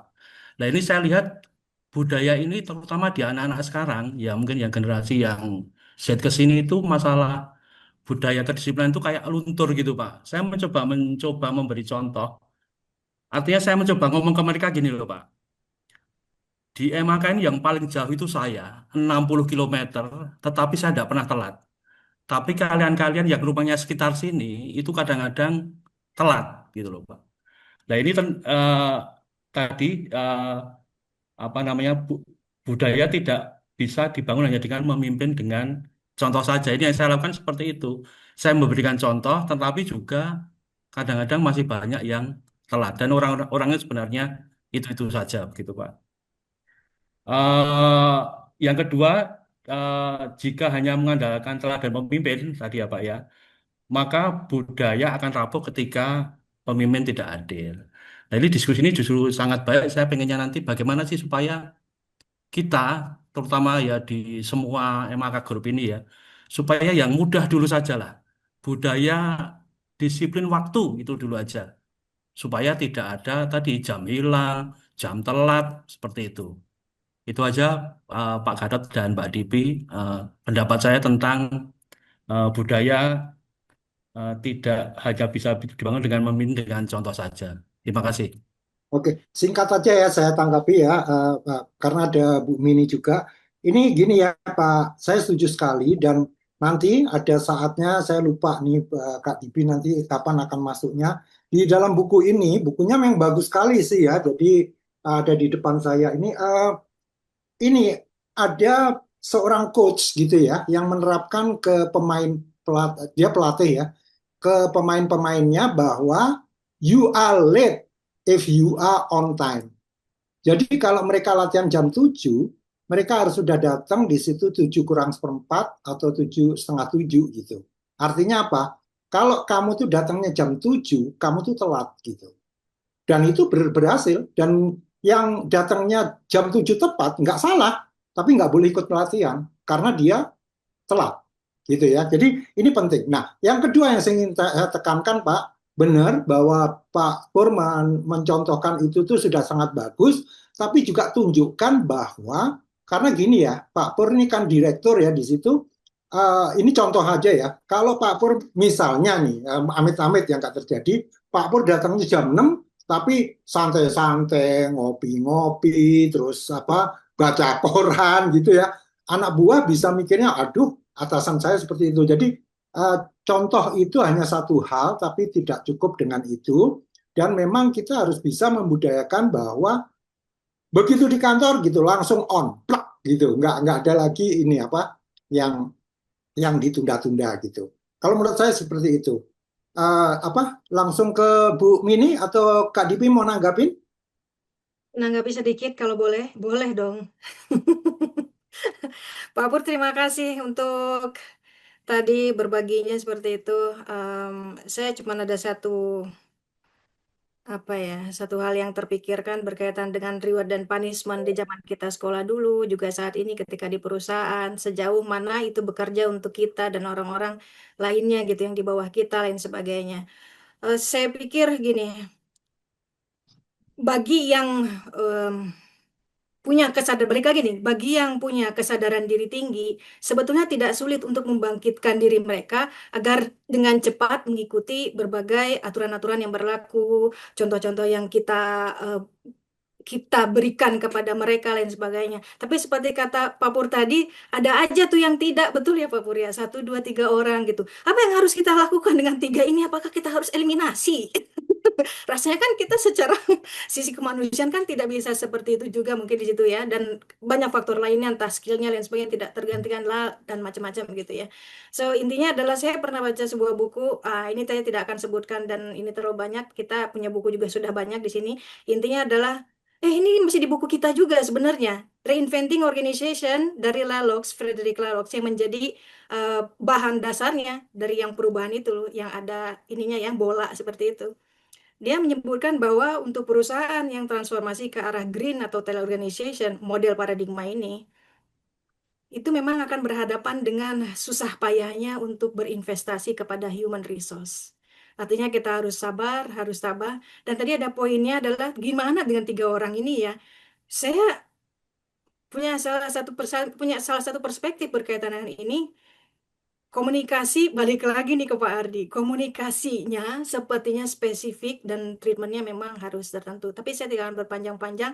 Next time kalau udah pas cocok di situ, kita bisa bahas bareng-bareng. Saya based on book, nanti rekan-rekan Pak Pur bisa dari sisi praktisi kita cari cara sama-sama begitu. Itu aja. Mas Gatot lanjut ke Bu Mimi. Siapa? Bu Mini ya? Siapa tadi Mas Gatot? Ya, Bu Silakan, Mini. silakan. Iya, sebelumnya selamat siang Pak Gatot, Kak Mbak Dipi.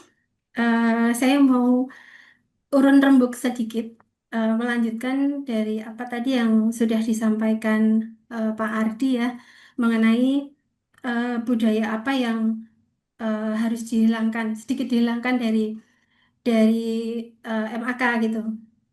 Ini yang menurut pengalaman dan mungkin juga eh, terlihat nyata gitu ya Pak.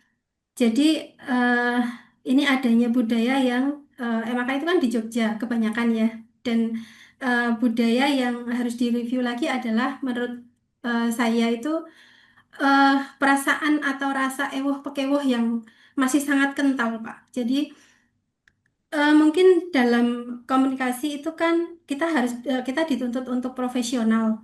Tetapi terkadang rasa ewoh pekewoh ini yang eh, menjadi kendala gitu, menjadi salah satu kendala untuk kita benar-benar profesional gitu. Berbeda ketika bentuknya itu sudah suatu instruksi yang memang harus dilaksanakan. Mau tidak mau, suka tidak suka harus dilaksanakan gitu. Nah, eh, mungkin bisa bisa menjadi salah satu poin yang tidak dihilangkan, tetapi karena ini melekat pada kita orang-orang Jogja gitu ya, tidak harus dihilangkan, tetapi paling tidak menjadi suatu kendala ketika kita harus dituntut untuk profesional begitu Pak. Mungkin itu Pak Gatot, Mbak Devi. Terima kasih Mbak Mini. Iya. Mas Gatot silahkan dulu, nanti saya menyusul. Oke. Soal perasaan ewo pakewo. Apa itu ewo pakewo? Ewo pekewo itu istilah Jawa ya, yang apa namanya lebih ke nggak enak. Sungkan. Jadi ini Nggak saya enakan. ya nggak enakan. Jadi Oh, ini oke. menyambung dari apa yang tadi disampaikan Pak Ardi, terus saya terpikir, oh iya, mungkin beberapa melakukan komunikasi batin itu karena ewoh kewoh mempunyai rasa nggak enak untuk menyampaikan gitu loh. Jadi tidak terjadi komunikasi dua arah yang nantinya diharapkan bisa menjadi solusi untuk masalah yang sedang dihadapi gitu. Mungkin seperti itu. Jadi memang eh ya ewoh pekewoh tidak harus dihilangkan, tetapi eh, jangan menjadi suatu kendala untuk kita profesional gitu. Pada intinya seperti itu, Pak. Mas Gatot ada? Enggak, udah, silakan.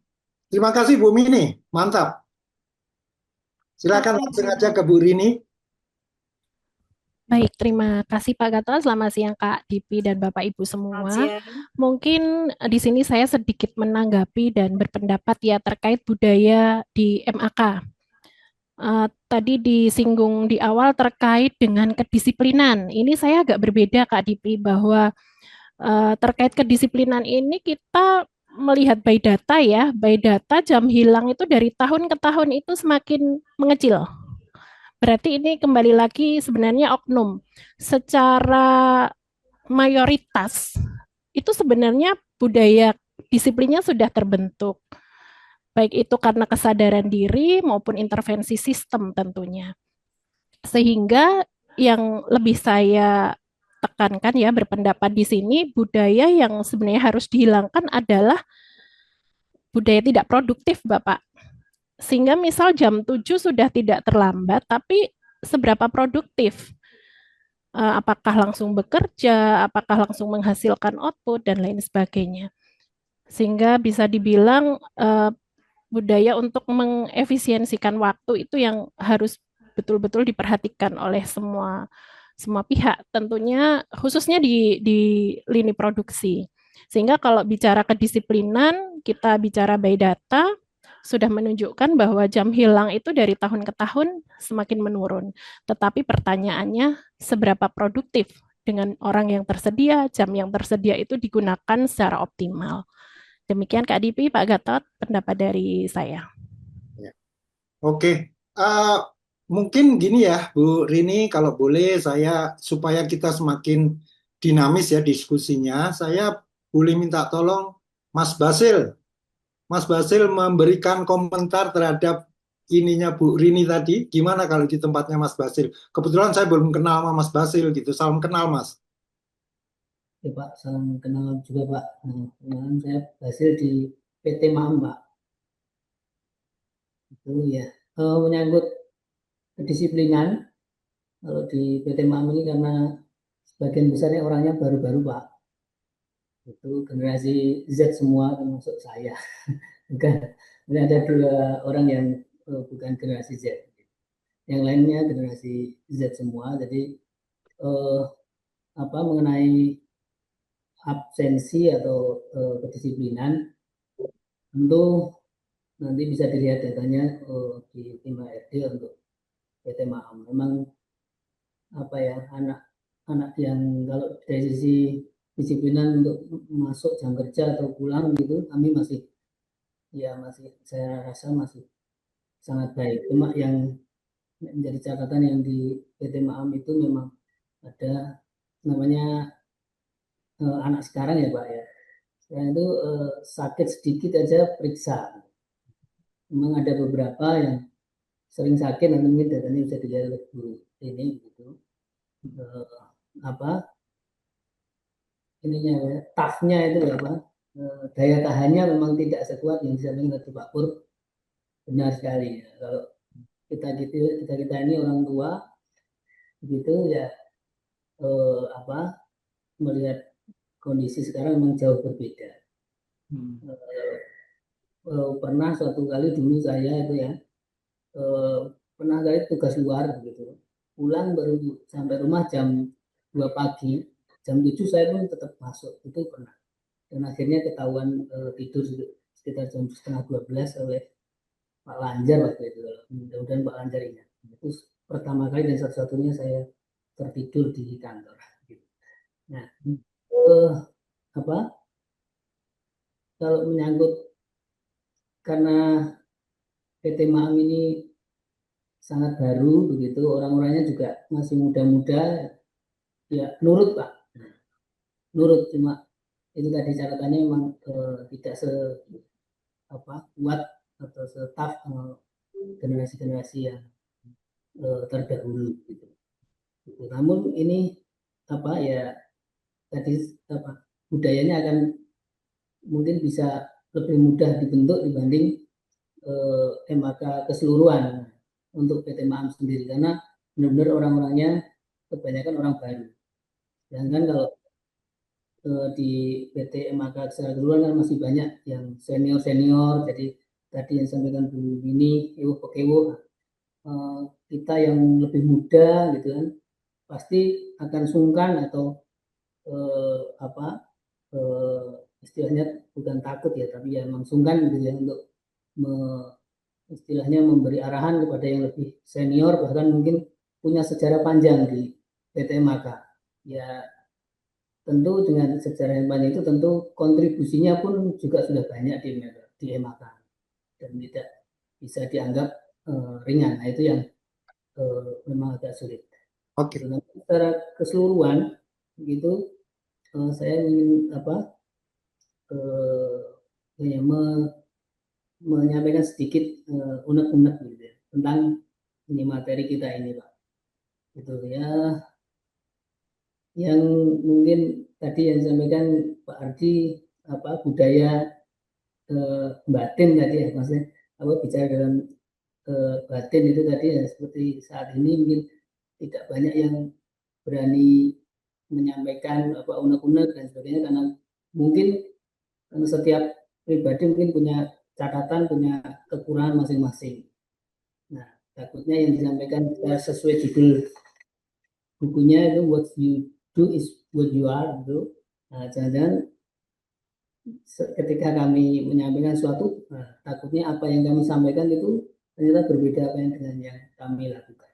Nah, itu jadi mungkin salah satu yang membuat ini agak tadi tidak harus perlu dipancing untuk menyampaikan pendapat. Itu Pak Gatot, terima kasih.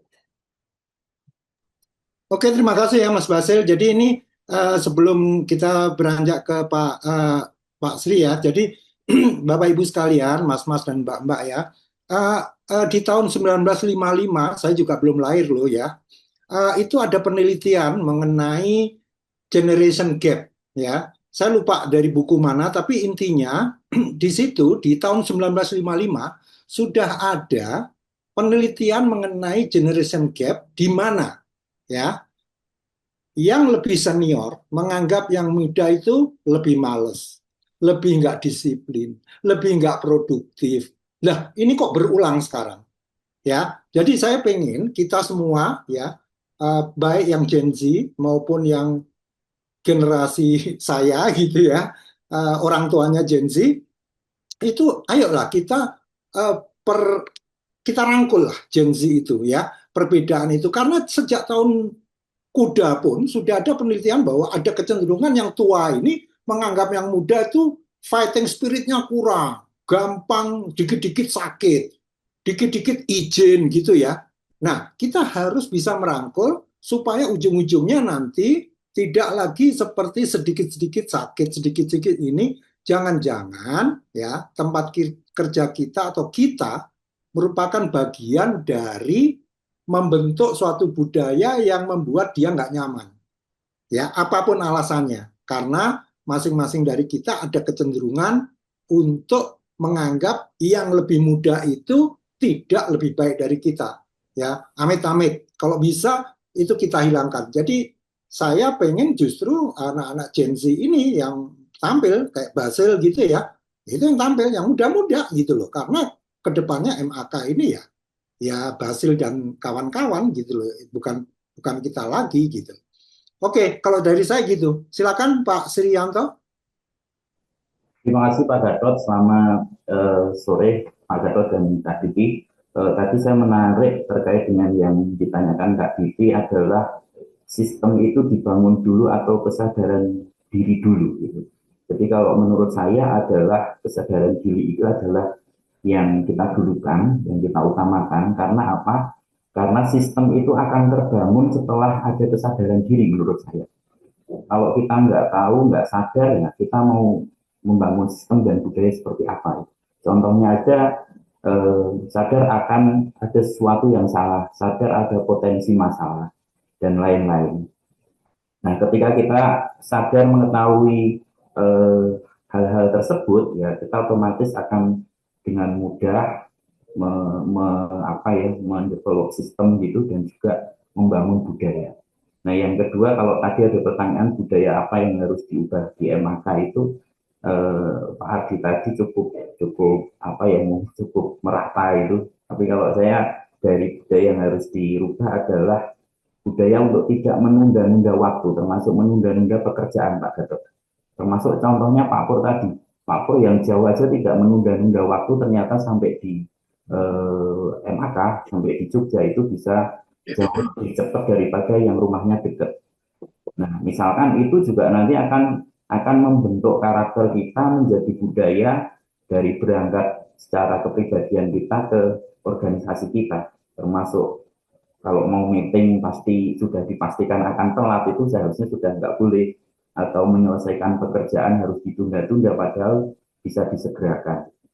Itu dari saya mungkin Pak Gatot, Kak Diki, terima kasih. Terima kasih. Silakan Kak Dibi, mau ditanggapi?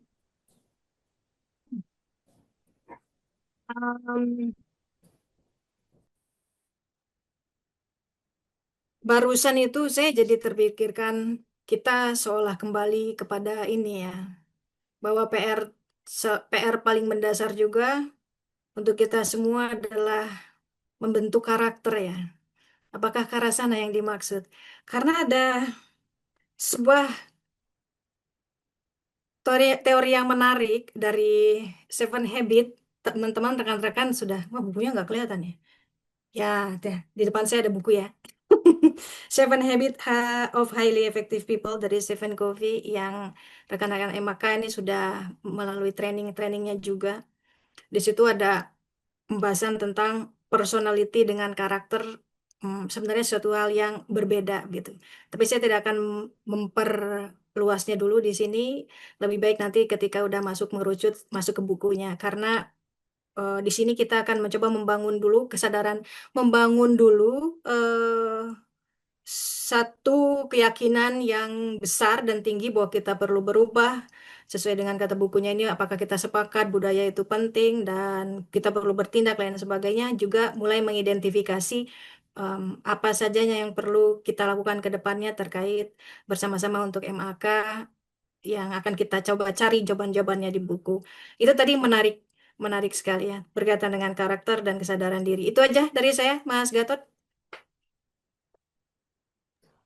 Kita lanjut ke Pak Buntoro. Tadi sepertinya selanjutnya Pak Buntoro. Silakan.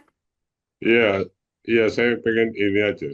Jadi memang sebenarnya salah satu mungkin yang bisa membentuk habit kita atau budaya kita adalah tidak melakukan hal-hal yang tidak kita inginkan orang lain melakukan pada kita. Misalkan begini, saya tegur orang ini, Pak Pur, kalau kamu menegur orang terlambat ya pasti ada alasannya lah, macet lah, mungkin banyak kempes lah atau apapun juga ya. Tapi saya pernah mengalami begitu juga. Saya tanya macet dan sebagainya. Terus saya balikin, kalau saya gaji kalian terlambat itu bagaimana? Marah nggak? Artinya kan kita tidak menginginkan orang menggaji kita terlambat. Pak Gatot juga tidak menginginkan saya membayar honor terlambat ke Pak Harto. Nggak, ini ya sebagai refleksi lah bahwa ya karakter itu bukan hanya harus melakukan apa, tapi tidak harus melakukan apa juga sebuah habit juga, sebuah budaya juga yang ya bisa membentuk siapa kita. Jadi salah satu yang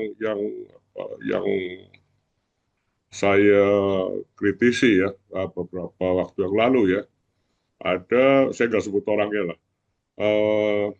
karena dagangan sepi sehingga tagihannya sedikit, sehingga suatu ketika akhir bulan tidak bisa menggaji karyawan.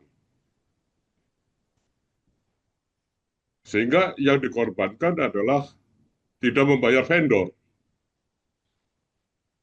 Nah, padahal ini afiliasi ya, afiliasi padahal mereka itu bisa mengajukan pembayarannya dipercepat sehingga gaji bisa dibayar, vendor juga bisa dibayar. Tapi dengan mudah melakukan pembayaran, menunda pembayaran terhadap term of payment yang sudah disepakati dengan vendor. Jadi padahal membayar tepat ke vendor itu adalah sebuah perjuangan kita dari yang dulu pernah overdue 6 bulan sampai kemudian kita bisa membayar sesuai dengan TOP. Nah, ini kan juga habit yang merasa dirinya pintar ya, dengan bisa menunda, mungkin juga ngakal-ngakalin. Jadi budaya akal-akalan, ngakalin juga sesuatu yang harus kita hindari. Jadi ada hal-hal yang menjadi perbuatan yang harus kita lakukan, dan ada juga hal-hal yang tidak harus kita lakukan. Jadi kalau saya lihat tuh sepanjang ini adalah saya punya mentor ya yang baik, yang bisa kita contoh, tapi saya punya mentor juga yang jelek sekali yang tidak boleh saya contoh. Ya, dan itu harus seimbang memang. Nah, kalau saya bisa melakukan dua hal itu kan mungkin lebih sempurna lagi ya. Ini sebagai urun rembuk aja, Mbak Divi, kira-kira. Jadi ada hal-hal yang tidak boleh kita lakukan. Itu juga merupakan habit yang harus, atau budaya yang harus kita kembangkan di MAK. Saya rasa gitu, Mbak Divi. Jadi pengen tanya ke Pak Buntoro. Golden rule ya, the ethical principle of treating others as you would like to be treated. Kita memperlakukan orang lain seperti kita ingin orang lain perlakukan kita, vice versa, kira-kira seperti itu. Pak Bun, misalnya begini nih, kan tadi case-nya adalah ada pegawai, kemudian satu lagi dia pimpinan atau owner begitu, dia terlambat datang dengan alasan ini dan itu, tapi terus sebaiknya dia berpikir, kalau misalnya kamu jadi owner, memangnya kamu mau menggaji karyawan yang seperti itu gitu ya, kira-kira ya, begitu kan ya? Artinya Ya, kan kira-kira. harus menimbang perasaan si owner kan, gitu. Kalau saya udah gaji, kenapa kamu nggak datang tepat waktu? Kira-kira begitu Pak Bun ya. Nah, tapi kemudian ada satu sudut pandang lain juga jika dibalik. Kalau seandainya saya jadi dia dan memang situasinya sulit, katakanlah begitu, memang sakit, memang ada apa dan ada apa, kemudian tidak bisa ini, memang apakah kemudian saya ingin diperlakukan apa ya disebutnya ya, hitam dan putih, bahwa kamu kemudian adalah pegawai yang jelek lah atau apa ya. Jadi ada dua sisi gitu ya. Ketika kita mencari wisdomnya itu bagaimana? Ya, gini Mbak Dewi. Ya, seringkali saya katakan begini. Orang izin sakit ya. Sakit apa sih? Paling sakit kepala ya. Saya bilang, kalian itu kan masih miskin ya. Jadi saya yang udah kaya aja sakit kepala saya masuk kerja kok. Kan sebenarnya kan ini kan sebuah apa ya? Seolah-olah tidak merasa salah kalau sakit kepala tidak masuk, padahal ya mungkin minum Dekolgen juga sembuh ya, sehingga dia tetap masuk aja. Nah ini juga ya memang banyak sekali ya habit-habit yang harus kita pelajari ya, baik yang tidak boleh maupun yang harus kita lakukan. Saya rasa begitu Mbak Divi. Jadi memang ya kita harus mencoba merefleksikan pada diri kita ya, bahwa kalau perusahaan melakukan ini terhadap saya gimana?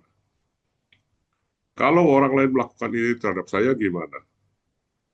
Sehingga kita mungkin kalau kita tidak suka ya kita jangan melakukan hal seperti itu kepada perusahaan maupun pada rekan sekerja kita. Jadi intinya adalah kita harus bisa melakukan refleksi terhadap apa yang kita lakukan dan tidak kita lakukan. Saya rasa gitu jawabannya mungkin Mbak Dibi. Jadi ingat buku Manusia Indonesia dengan segala kelemahannya dan alasan-alasan ya, Pak Bun. Terima Mas, kasih. Ya termasuk yang itu, yang ewuk pakai ewuk kan sebenarnya budaya feodal kan, budaya Iya, iya. feodal yang memang mewarnai orang Indonesia yang harusnya kita lawan ya. Rasa Iya, gitu. iya. Oke, luar biasa nih. Oke nih, panah saya sudah mulai bergerak ini, karena nggak ada yang raise hand. Tapi sebetulnya bukan karena panah ya, bukan karena panah, karena saya melihat ada yang menarik saya gitu ya, dan saya belum kenal gitu. Orang itu dari tadi mengamati kita terus serius gitu, dan mudah-mudahan dia juga mencatat dan dia mencerna dan dia langsung bertindak gitu. Namanya tuh Fajar karena saya juga kenal gitu ya. Nah, terus dia tuh kenapa saya pilih gitu ya? Karena dia tidak hanya nyimak, tapi dia juga ada senyuman gitu ya. Jadi saya jatuh hati nih sama yang namanya Fajar. Mas Fajar, salam kenal Mas Fajar. Eh, saya Terus, ingin Pak. Anda berkomentar apa kayak gitu, atau nanti mengomentari yang dikatakan Pak Buntoro. Ayo, berani nggak? Iya memang senyum terus dia Pak itu. Memang senyum terus wajaknya Pak. Diomelin juga senyum aja gitu. Ayo Jar. Iya Pak, selamat siang Pak Gatot, Kak Divi. Tadi saya agak tertarik dengan pertanyaan Pak Gatot yang berani nggak mengambil keputusan ketika atasan tidak ada. Ya Pak. Kebetulan saya itu sekarang itu di bawahnya Pak Ardi di legal dan aset Pak. Nah, tentang pertanyaan itu saya sering Pak kalau untuk kegiatan kita juga di MAK itu sering mewakili ya Pak ya. Ketika nanti kan ada diskusi, ada musyawarah, kayak misalnya ketika ada di masyarakat, terus masyarakat ada permintaan sesuatu gitu. Kan kalau itu nanti misalnya nanti saya tanyakan atasan dulu, itu kan kayaknya kok tidak mewakili ya. Terus, akhirnya tapi itu dengan sesuai kapasitas. Nah, itu sesuai kapasitas dan kemarin juga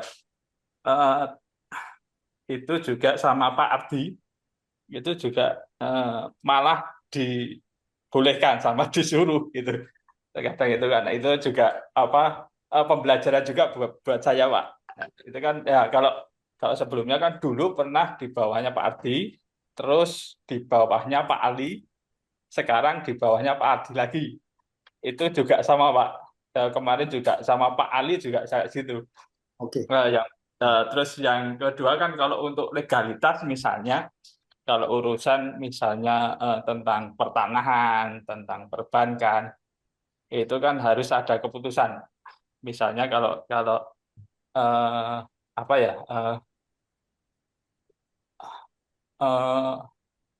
tanda tangan ataupun apa itu Pak, itu kan misalnya kalau nanti berhubungan dengan kalau pertanahan misalnya penjual tanah, itu kan kita juga harus rembukan Pak. Ya, ya. Itu juga pernah juga sedikit agak cerita ya Pak. Itu sama ini juga pas pada waktu Pak Ali kita juga pernah menolak perintah atasan Pak, itu sering, dan Pak Ali itu senang karena kan Ali sih pemberontak Pak. karena kalau legal itu kan terkadang tahu untuk resiko ya Pak ya, harus melakukan ini, terus nanti disuruh atasan kalau melakukan ini kita kan tahu resikonya. Oke. Dan akhirnya kita ya Pak. Terima kasih banyak. Tapi satu aja, mungkin satu kalimat aja atau satu Ya, kata. Pak. Rumusnya senyum terus itu gimana sih?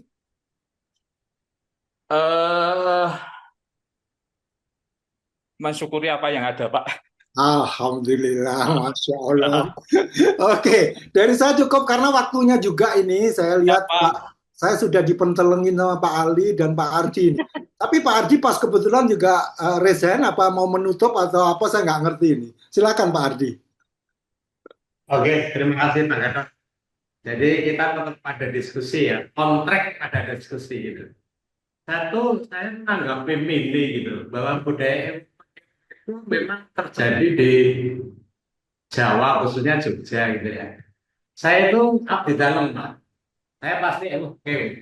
Tetapi kalau kita bicara tentang profesionalisme, bicara tentang kebenaran, bicara tentang informasi yang baik, kita tidak perlu ewok-ewok.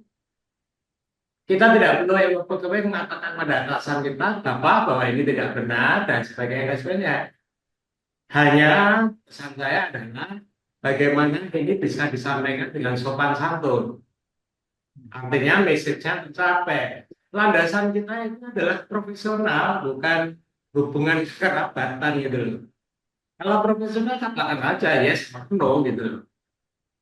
Tapi dengan cara yang sopan. Yang kedua tadi Pak Gatot ada gap antara yang tua sama yang muda ini. Nah, sebetulnya peran kita sebagai agent of change itu adalah berdiri di tengah, menjembatani atau gap tadi gitu. Kadang-kadang saya harus berkata juga pada yang muda-muda, yuk selalu menganggap diri Anda pintar gitu, tetapi tidak pernah bijak untuk berkata-kata, tidak pernah bijak untuk melakukan sesuatu gitu.